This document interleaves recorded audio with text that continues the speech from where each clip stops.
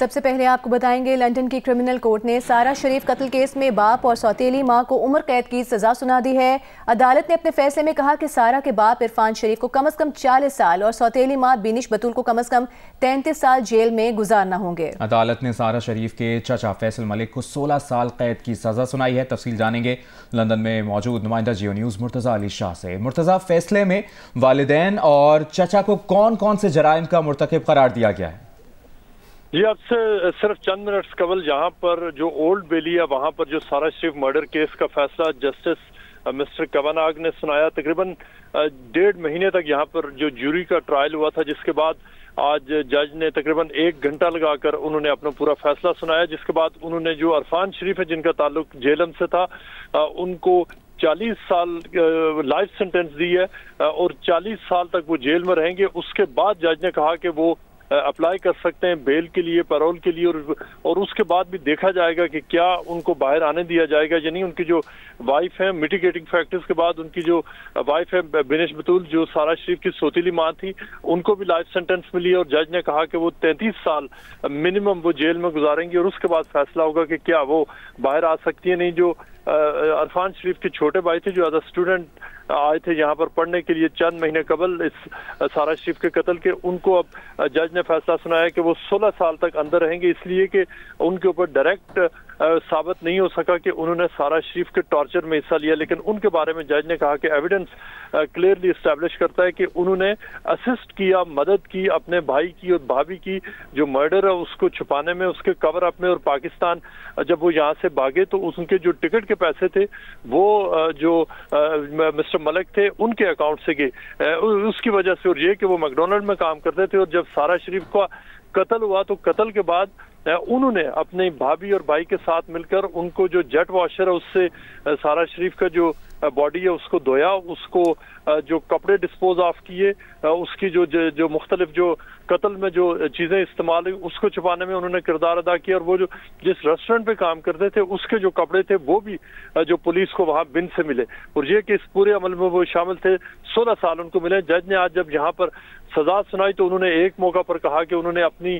پوری جو زندگی ہے اس میں اس قسم کا ہارفک اس لیول کا کوئی کیس نہیں دیکھا کہ جس میں ایک 10 سالہ بچی کے ساتھ اس طرح سے بربریت کی گئی ہو۔ اس کو اپنے ہی والدین نے کئی مہینوں تک تقریباً 2.5 سے 3 سال تک اس کو ٹارچر کیا کہ بالآخر اس ٹارچر کی وجہ سے اس کی ڈیتھ ہوئی، چونکہ جو ملزمان تھے انہوں نے یہ کہا تھا کہ ان کی انٹینشن نہیں تھی اس کو مارنے کی اور وہ مر گئی، اور یہ کہ اس کو تھوڑا بہت انہوں نے مارا تھا لیکن وہ مر گئی، مارنے کی انٹینشن نہیں تھی، لیکن جج نے یہ کہا کہ ایویڈنس یہ ظاہر کرتا ہے کہ جو اس قتل کیس کی تفصیلات سامنے آئی ہیں یقیناً وہ بہت دل دہلا دینے والی ہیں۔ اس فیصلے کے بعد اب کیا ہوم سکولنگ قوانین میں کوئی تبدیلیاں لائی جا رہی ہیں؟ جی بالکل، اب جبکہ جج سزا سنا رہے تھے اسی وقت جہاں پر پارلیمنٹ میں ایک بل موو کیا گیا جس میں جو ان بچوں کو کہ جو سکول نہیں جاتے، یہاں پر ہوم سکولنگ وہ الاؤڈ ہے، لیگل ہے، لیکن جو بچے اب ہوم سکولنگ نہیں جاتے اس سے پہلے ان کا جو رجسٹر موجود نہیں تھا، اب باقاعدہ طور پر ان بچوں کو رجسٹر کیا جائے گا، ان کا پورا ریکارڈ بنے گا، اور جو مختلف سوشل سروسز ہیں اور پولیس ہے اور سکول وہ مل کر کام کریں گے اس بات کو یقینی بنانے کے لیے کہ جو بچے گھر پر رہ رہے ہیں وہ ایکچولی سیف ہیں اور ان کے اوپر کسی قسم کا جو غیر انسانی تشدد نہیں ہو رہا، یا ان کے والدین کچھ اس طرح کی کسی اس وجہ سے ان کو گھر پہ نہیں رکھ رہے کہ وہ کچھ چھپانے کی کوشش کرے، جیسا کہ سارہ شریف کے قتل کے حوالے سے ہوا۔ پرائم منسٹر کیئر سٹارمر نے اس حوالے سے انہوں نے بہت شدید رد عمل کا اظہار کیا۔ انہوں نے کہا کہ یہ سسٹم کی ناکامی ہے کہ سارہ شریف جیسی بچی کو اس کے اپنے والدین مارتے رہے اور پورا سوسائٹی نے اور جو مختلف ادارے ہیں انہوں نے اس کو فیل کیا، اس کے باوجود کہ سارہ شریف کے اوپر جو اس کے والدین نے ٹارچر کیا اس کے بارے میں جو لوکل سروسز تھی ان کو پتا تھا، اور عرفان شریف کی اور اس کی وائف کی ایک پوری ہسٹری تھی کہ وہ ٹارچر کرتے تھے، لیکن اس کے باوجود جو مقامی جو ادارے ہیں وہ اس حوالے سے کچھ کر نہیں سکے۔ جی ٹھیک ہے مرتضیٰ علی شاہ، آپ نے اس بارے میں اپڈیٹ کیا، شکریہ۔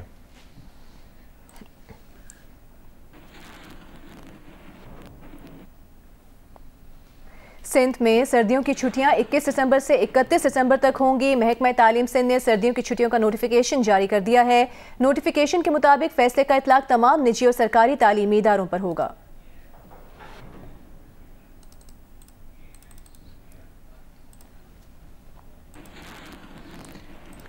کراچی میں ایم اے جناح روڈ پر واقع تاریخی خالد دینا ہال کا تزئین و آرائش کے بعد افتتاح کر دیا گیا۔ میئر کراچی مرتضی وہاب کا کہنا ہے کہ 1906 میں یہ عمارت بنی تھی جس کی اب تزئین و آرائش کی گئی ہے۔ ڈینسو ہال کی بحالی کے لیے بھی کے ایم سی کام کر رہی ہے۔ میئر کراچی کا کہنا ہے کہ بلدیہ عظمیٰ تمام تاریخی مقامات کی تزئین و آرائش کر رہی ہے۔ کراچی کے ایک محسن، کراچی سے محبت کرنے والی شخصیت نے کے ایم سی کے ساتھ پبلک پرائیویٹ پارٹنرشپ اس زمانے میں کرتے ہوئے یہ پیسے ڈونیٹ کیے اور ایک تاریخی خوبصورت عمارت کراچی کی عوام کے لیے انہوں نے اسٹیبلش کی، جو کہ آج آپ کے سامنے نظر آتی ہے۔ ہمیں 118 سال بعد مجھے خوشی ہوتی ہے آپ کو بتاتے ہوئے کہ جو جذبہ خالد ڈنا صاحب کا تھا وہی جذبہ کچھ اور کراچی والوں کا ہے، جو چاہتے ہیں کہ نہ صرف ہمارے تاریخی ورثے کو پروٹیکٹ کیا جائے، پریزرو کیا جائے، اور یہ کہ ہماری آنے والی نسلوں کو بتایا جائے کہ کراچی کا کتنا شاندار ماضی رہا ہے، اور اس شاندار ماضی سے ہم انسپریشن ڈرا کریں کہ ایک شاندار مستقبل قائم کیا جا سکتا ہے، اور ہم کراچی والوں کو ہی یہ شاندار مستقبل اپنی آنے والی نسلوں کے لیے اسٹیبلش کرنا ہے۔ ایم کیو ایم کے وفد سے ملاقات کے بعد اس وقت مولانا فضل الرحمان اور ایم کیو ایم کے رہنما میڈیا سے گفتگو کر رہے ہیں۔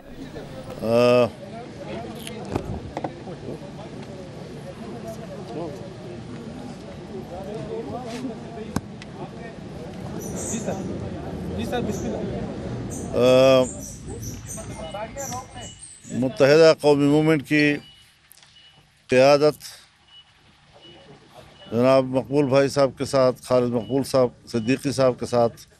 ان کے رفقا گورنر سندھ جناب ٹیسوری صاحب، ہمارے محترم بھائی فاروق ستار صاحب، امین الحق صاحب، ہمارے کولیگز بھی ہیں، ہمارے پرانے رفقا بھی ہیں، وہ تشریف لائے ہیں، اور میں سب سے پہلے تو ان کو خوش آمدید کہتا ہوں، اور ان کی یہاں تشریف آوری ہمارے لیے باعث اعزاز ہے۔ کچھ گفتگو ہوئی ہے، میرے خیال میں خالد مقبول صاحب سے میں گزارش کروں گا کہ وہ اس پر اپنا اظہار خیال فرما دیں۔ جی بسم اللہ الرحمن الرحیم۔ معزز صحافی حضرات، کیمرہ مین، اس سردی میں آپ سب موجود ہیں، بہت بہت شکریہ۔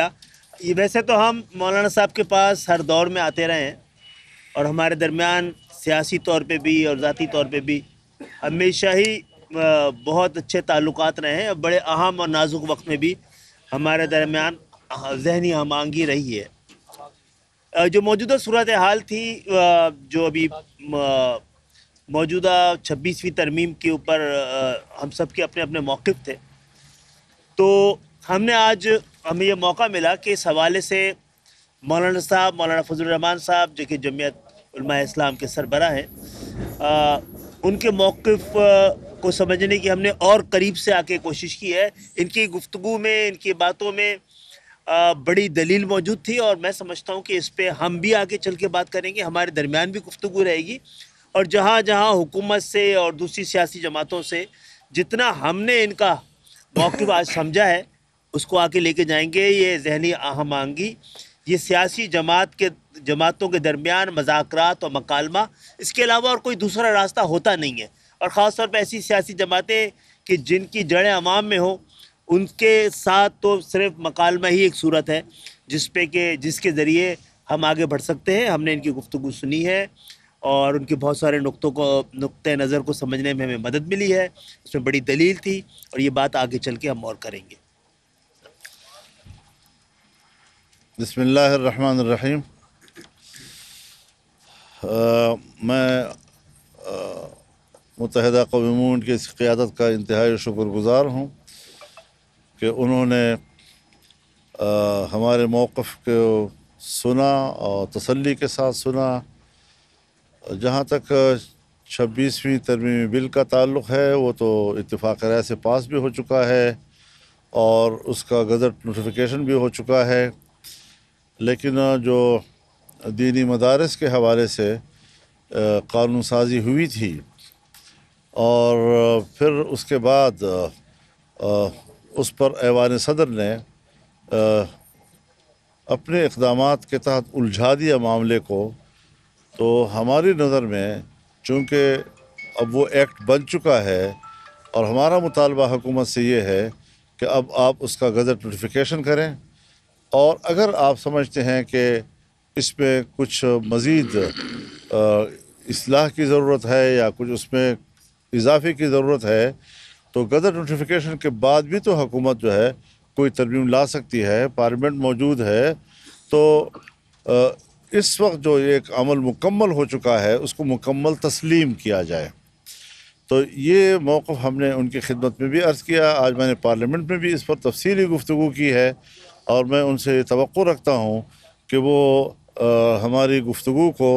हमारे दलाइल की रोशनी में अपने फ़ोरम पे ले जाएं, हुकूमती फ़ोरम पे ले जाएं, और कोशिश करें कि वो हमारे इस मौक़िफ़ को तस्लीम कर लें, ताकि किसी किस्म के सियासी तनाज़े से हम मुल्क को तहफ़्फ़ुज़ दे सकें। जी, आज हमें ये भी मौका मिला है कि 26वीं तरमीम के हवाले से जो हमारा नुक्ता नज़र था कि पाकिस्तान की जमहूरियत को अगर इस्तेकाम देना है तो उसको पाए पे तो खड़ा करें, जो वो सतूनों पे तो खड़ा करें जिसके ज़रिए जमहूरियत मजबूत होती है। तो जो बुनियादी जमहूरियत है, थर्ड टियर ऑफ गवर्नमेंट है, उसके हवाले से जो हमारा मौक़िफ़ है वो हमने मौलाना साहब को दिया है और उनसे दरख्वास्त की है कि इसको देखें भी, अगर हम और ये इस पर हम आहंग होते हैं तो आगे मिलकर इसको भी ऐवान में दोबारा लाने की ज़रूरत है। यही एक ऐसा नुक्ता है और यही एक नुस्खा है जिसके ज़रिए हम जमहूरियत के अदवार में बुनियादी जमहूरियत और थर्ड टियर ऑफ गवर्नमेंट को हमेशा के लिए उसको यकीनी बना सकते हैं। आज बहुत ज़बरदस्त हमारे दरमियान गुफ्तगू हुई है और बहुत सारे ऐसे मसाइल पे भी हुई है जिससे पाकिस्तान के अवाम के दरमियान ज़हनी आमांगी के लिए और जो मुख्तलिफ़ सियासी अकायद, मुख्तलिफ़ सियासी नज़रिए और जमातें हैं, उनके दरमियान तमाम तर इख्तलाफात के बावजूद गुफ्तगू का सिलसिला जारी रहे। MQM की तरफ से जो ये जो उनकी तरामीम के हवाले से तजावीज़ थी, जिस तरह 26वीं तरमीम में अगर ये तरमीम पास नहीं समोई गई तब भी उसके गज़ट नोटिफिकेशन में ये रुकावट नहीं बनी, तो हम कहते हैं कि कोई नई बात दीनी मदारिस के बिल और एक्ट के हवाले से भी उसमें नोटिफिकेशन के हवाले से कोई बात रुकावट नहीं होनी चाहिए। तो अगर MQM ने कुर्बानी दी है और इसको समोए बग़ैर उन्होंने उसको तस्लीम भी किया है और उसके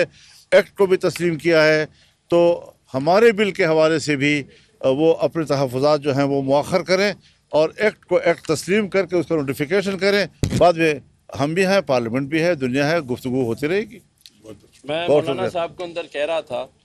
कि आप तो मदारिस को बात हुकूमत कह रही है वजारत तालीम के मातहत रजिस्टर कराने की, हम तो अपना वज़ीर तालीम ले आए आपके पास रजिस्टर कराने के लिए। बहुत बहुत शुक्रिया। वो रजिस्टर हो भी गया। कुछ उलमा के जो तहफ़्फ़ुज़ात थे या वो भी सुने, मौलाना साहब से भी मुलाकात की, तो मौलाना साहब के जो मदारिस के हवाले से आप मुकम्मल हिमायत कर रहे हैं। देखिए, वो उस दिन भी क्योंकि उलमाओं ने चाहा था कि हम उनके नुक्ता निगाह को सुने, तो हमने जाके सुना था। आज हम खुद आए हैं, मौलाना साहब का नुक्ता निगाह को किसी तरह आप इग्नोर नहीं कर सकते, और उनकी गुफ्तगू में जैसे मैंने पहले भी कहा है बड़ी दलील है और इस दलील को लेके हम आगे जाएंगे। अच्छा मौलाना साहब, ये बताइएगा कि आपके यकीनन हुकूमत से इस हवाले से राब्ते तो हुए हैं, जो आप कह रहे हैं कि गज़ट नोटिफिकेशन जारी किया जाए, हुकूमत का इसमें क्या मौक़िफ़ है, और अगर इस पर थोड़ी ताख़ीर होती है किस किस्म की आईनी पेचीदगियाँ हो सकती हैं आपकी नज़र में? देखिए, हम कोई गलत मिसालें, गलत नज़ायर कायम नहीं करना चाहते। अगर आज हमने कानून और ज़ाब्ते के हवाले से, और जिस तरह के जनाब स्पीकर ने एक इंटरव्यू में कहा कि हमारी किताबों में जो मैंने पढ़ा है उसके तहत ये एक्ट बन चुका है, अगर आज हम एक्ट बनने के बावजूद उसको किसी बहस में उलझाते हैं, किसी नई तजवीज़ को उसमें लाते हैं, तो फिर एक ऐसी मिसाल कायम हो जाएगी कि आने वाले वक्त में हर एक के लिए मुश्किलात पैदा करेगी। लिहाजा आईन और कानून के ज़ाब्ते के तहत इसको मज़ीद न उलझाया जाए, इसको हल कर दिया जाए, और जब वो हल हो जाता है तो मुल्क है, पार्लियामेंट है, हम हैं, आप हैं, बातचीत है, गुफ्तगू है, जो तजवीज़ आप लाएंगे या हम लाएंगे उस पर बात हो सके। खालिद मकबूल सिद्दीकी साहब, आपने दोनों तरफ का मौक़िफ़ सुन लिया है, आपके ख्याल में किसके मौक़िफ़ में वजन है और आप किसकी हिमायत करेंगे? देखिए, वो मौलाना साहब के साथ भी अपनी पूरी टीम थी, उनके भी साथ भी वफाक के लोग हैं। हमके दोनों नुक्ता नज़र को समझा। आज एक तरफ सुना था, आज दूसरी तरफ सुन लिया। मैं समझता हूँ मौलाना साहब के गुफ्तगू में और उनके नुक्ता नज़र में बड़ी दलील मौजूद है, जो दोनों दलीलों के साथ बैठना चाहिए और उस पर बात करनी चाहिए। रास्ता निकल जाएगा। बहुत मजबूत गुफ्तगू की है मौलाना साहब ने आज। अच्छा मौलाना साहब, हुकूमत ये कह रही है कि आपकी खिदमात जो हैं वो पीटीआई से मुज़ाकरात के हवाले से ली जा सकती है। मुझे देखिए, जिस बात के हवाले से मुझ तक कोई बात न पहुंची हो, मैं उस पर कैसे तबसरा कर सकता हूँ। मदारस के हवाले से अगर ये बिल नहीं पास होता और आप कोई तहरीक चलाते हैं तो क्या पीटीआई आपके साथ उस तहरीक में शामिल होगी? एहतजाज मेरे ख्याल में बिल पास हो चुका है। अगर नहीं, अगर का क्या सवाल है? अब तो अगर ख़त्म हो गया है, मौलाना साहब अब तो हम हो चुका है, सिर्फ रुखसती बाकी है। आप समझे बात। अगर रुखसती नहीं होती तो आप सड़कों पे आते हैं, तो पीटीआई आपके साथ सड़कों पे आएगी। तो फिर अगर आपके निकाह के बाद रुखसती नहीं होगी, जो आपका फैसला होगा वही हमारा फैसला होगा। मौलाना फजल रहमान की MKM के वफ़द से मुलाकात हुई, जिसके बाद ये रहनुमा मीडिया से गुफ्तगू कर रहे थे।